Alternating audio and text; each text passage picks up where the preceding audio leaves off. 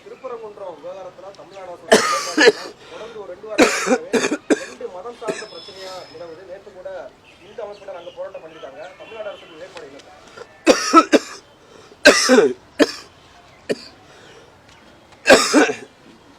நீங்க இந்த போராட்டத்தில் ஈடுபட்டவர்களை தயவு செய்து இந்த அமைப்பினர் என்று குறிப்பிட வேண்டாம்.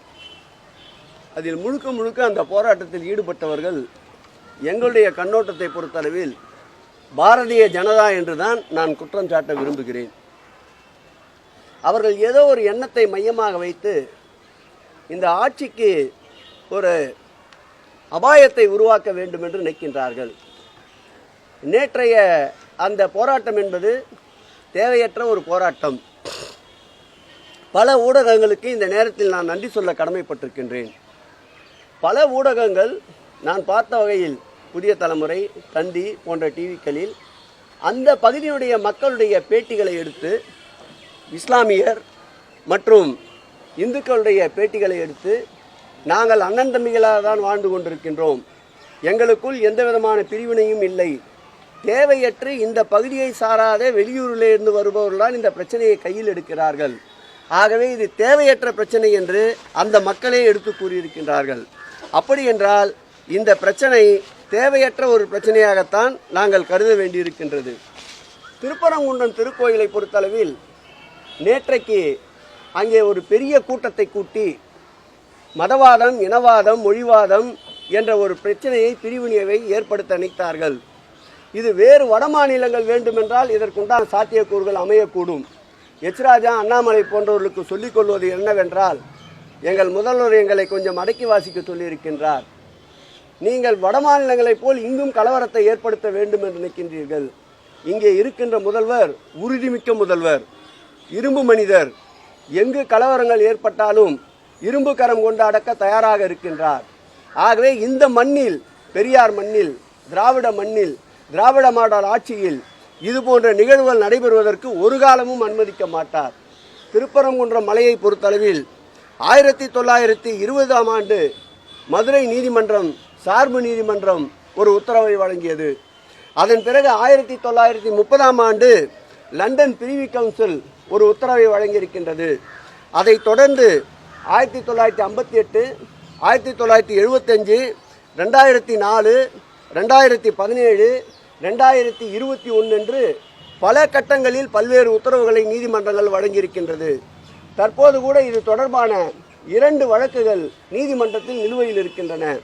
இந்த கடந்த காலங்களில் எந்தெந்த அடிப்படையில் 7 வழக்குகளில் நீதிமன்றம் உத்தரவு வழங்கியதோ அந்த நீதிமன்றத்தின் உத்தரவிற்கேற்றார் போல்தான் இந்த அரசு நீதியின் அரசு என்பதால், நீதி தேவதையின் அரசு என்பதால் அதை மதித்து செயல்பட்டு கொண்டிருக்கின்றோம். ஆனால் இதை வைத்து அரசியல் குளிர்காயலாம் என்று இந்த பிரச்சனையை கையில் எடுப்பவர்களுக்கு சொல்லிக் கொள்வது எல்லோருக்கும் எல்லாம் என்ற அரசு இந்த அரசு. நீதிமன்றம் என்ன வழிகாட்டுகின்றதோ அதன்படிதான் இந்த அரசு செயல்படும். கூடிய விரைவில் துறையினுடைய அமைச்சர் என்ற வகையில் அந்த மலைக்கு செல்ல இருக்கின்றோம், மாண்புமிகு முதலமைச்சர் அவர்கள் அனுமதியோடு. திருக்கோயிலை பொறுத்தளவில் 2023ஆம் ஆண்டு தொடரப்பட்ட வழக்கும் 2025ஆம் ஆண்டு தொடரப்பட்ட வழக்கும் நிலுவையில் இருக்கின்றன. அந்த வழக்கினுடைய தீர்ப்பு எது வருகிறதோ அதை பொறுத்து அரசு அந்த தீர்ப்பை செயல்படுத்துகின்ற முடிவை மேற்கொள்ளும். அதேபோல் திருக்கோயில் நிர்வாகத்தை பொறுத்தளவில் தர்கா தரப்பினருக்கும் வழிபாட்டு முறைகளில் ஏற்படும் கருத்து வேறுபாடுகள் தொடர நீதிமன்றத்தின் உத்தரவையே பின்பற்றி வருகின்றது. அங்கே இஸ்லாமியர்களும் இந்துக்களும் மாமன் மச்சான்களாக சகோதரத்தோடு வாழ்ந்து கொண்டிருக்கின்றார்கள். பாரதிய ஜனதா கட்சி தமிழ்நாட்டில் அந்நியப்படுத்தி அதன் மூலம் தேர்தல் லாபம் காணலாம் என்று நினைக்கின்றார்கள். 2026ஆம் ஆண்டு மக்கள் வெகுண்டெழுந்திருக்கின்றார்கள். இந்த திருப்பரங்குன்றம் திருக்கோயிலை பொறுத்தளவில் தர்கா, இந்த கோயில் பிரச்சனையில் அவர்கள் எடுத்திருக்கின்ற நடவடிக்கைகளால் அவருடைய வாக்கு சதவீதம் 0 அடைந்தாலும் ஆச்சரியப்படுவதற்கில்லை. நேற்றைக்கு கூட நீங்கள் அங்கே கூடிய கூட்டத்தை பார்த்திருப்பீர்கள். ஒரு மதத்திற்கு, ஒரு இனத்திற்கு எதிர்ப்பாகத்தான் கோஷங்களை போட்டுக் கொண்டிருந்தார்.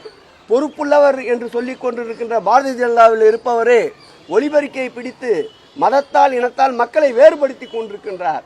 இந்த ஆட்சியை பொறுத்தளவில் எல்லோருக்கும் எல்லாம், ஏற்கனவே என்ன வழிபாட்டு நெறிமுறைகள் இருந்ததோ என்ன வழிபாட்டை தொடர்ந்து கொண்டிருக்கின்றார்களோ அதுவே தொடரும். நீதிமன்ற தீர்ப்பின் அடிப்படையில் மாண்புமிகு தமிழக முதல்வர் அவர்கள் நிச்சயம் நீதிமன்றத்தின் வழிகாட்டுதலோடு ஏற்புடைய கருத்துக்கள் என்றால் செயல்படுவதற்கு தயாராக இருக்கின்றோம்.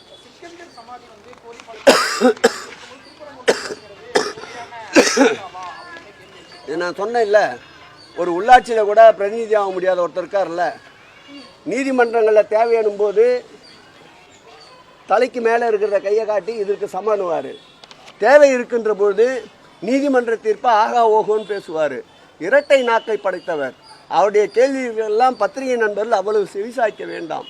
இனத்தால், மொழியால், மதத்தால் மக்களை பிளவுபடுத்த வேண்டும் என்பதுதான் அவருடைய நோக்கம். அவர் ஒரு மனிதனே அல்ல. ஆகவே அவருடைய கூற்றுக்களை எடுத்து இது போன்று விஷம பிரச்சாரங்களுக்கு முக்கியத்துவம் அளிக்க வேண்டாம் என்று பத்திரிகை நண்பர்களை கேட்டுக்கொள்கிறேன். சிறப்பாக நடந்து கொண்டிருக்கின்றது. இன்றைக்கு நம்முடைய பழனியிலே இந்த ஆண்டு சட்டமன்ற அறிவிப்பின்படி ஒரு நாளைக்கு 20,000 பேர், எதை வேணால் கேளுங்க, 20,000 பேர்களுக்கு என்று 2 லட்சம் பேர்களுக்கு தைப்பூசத்தை முன்னிட்டு மாண்புமிகு தமிழக முதல்வர் உத்தரவோடு 2 லட்சம் பேர்களுக்கு உணவு வழங்குகின்ற நிகழ்ச்சி இன்று காலை தொடங்கி இருக்கின்றது. அந்த தொகுதியுடைய சட்டமன்ற உறுப்பினர் நம்முடைய செந்தில் அவர்களும் அந்த திருக்கோயிலுடைய இணை ஆணையாளர்கள் கார்த்திக் அவர்களும் நம்முடைய மாரிமுத்து அவர்களும் அந்த நிகழ்வில் பங்கேற்று காலையில் அந்த நிகழ்ச்சியை தொடங்கி இருக்கின்றார்கள். 10 நாட்கள் தொடர்ந்து ஒரு நாளைக்கு 20,000 பேர் என்று உணவளிக்க இருக்கின்றோம். அதேபோல் பங்குனி உத்தரவத்திலும் ஒரு நாளைக்கு 20,000 பேர் என்று 2 லட்சம் பேர்களுக்கு உணவளிக்க இருக்கின்றோம். ஏதோ நீங்களே மாற்றிங்க, யாருன்னா கேளுங்க ஒருத்தர்.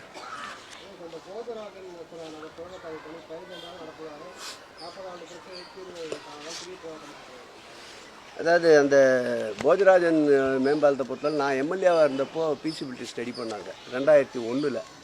அது ஒரு தீவு போன்று அமைந்திருக்கின்ற பகுதி. போஜராஜ நகர், சீனிவாசபுரம் போன்ற பகுதிகள் உள்ளடங்கிய பகுதி. அங்கே ரயில்வே ட்ராக் செல்லுகின்ற பகுதி. அந்த இடம் குறுகலான இடம், கருவு கூட அதிகமாக எடுக்க முடியாது.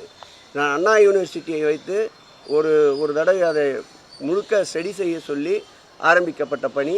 அதில் நிறைய குடிநீர் குழாய்கள், கழிவுநீர் குழாய்கள், மின்சார கேபிள்கள் அதிகமாக சென்று கொண்டிருக்கின்றது.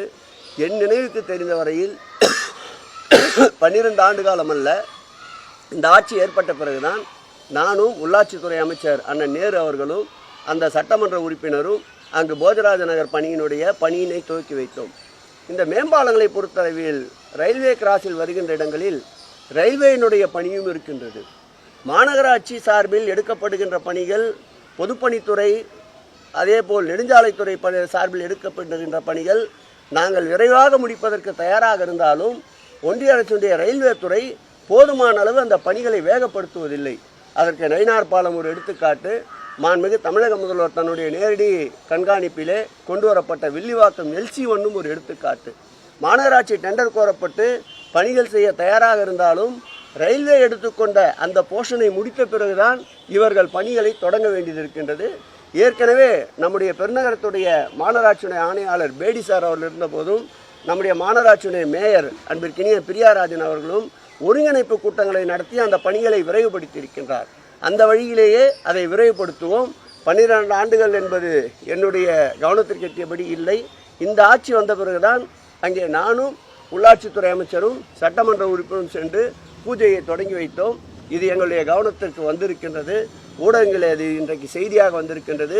விரைவுபடுத்துவதற்கும் குறுகிய காலத்திற்குள் அங்கே ஆய்வினை மேற்கொண்டு விரைந்து முடிப்பதற்குண்டான அனைத்து நடவடிக்கைகளையும் மேற்கொள்வோம். அதான் சொன்னேன், ஜாயின் மீட்டிங்கே போடும், ஜாயின் இன்ஸ்பெக்ஷனே போகும். பணிகள் இருக்குது. அதாவது கடந்த காலத்தில் திட்டமிடல் இல்லை, அதுதான் காரணம் காலதாமதத்திற்கு. இந்த ஆட்சி பொறுப்பேற்ற பிறகு கிட்டத்தட்ட புதிதாக 22 பணிகளை மேற்கொண்டிருக்கின்றோம். அந்த பேருந்து நிலையத்திற்கு தேவையான இடங்களை கூட இவர்கள் ஆர்ஜிதம் செய்யவில்லை. அந்த இடங்களை வீட்டு வசதி வாரியத்திடம் கேட்டு இப்போதுதான் பெற்றிருக்கின்றோம்.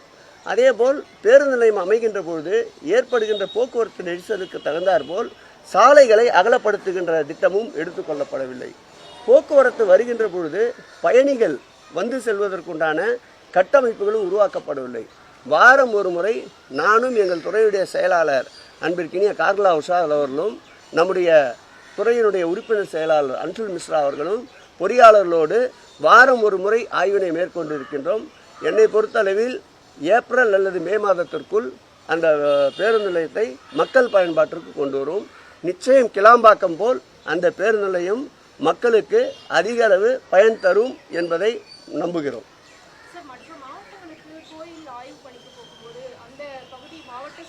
இதெல்லாம் பேச்சாமா, இதெல்லாம்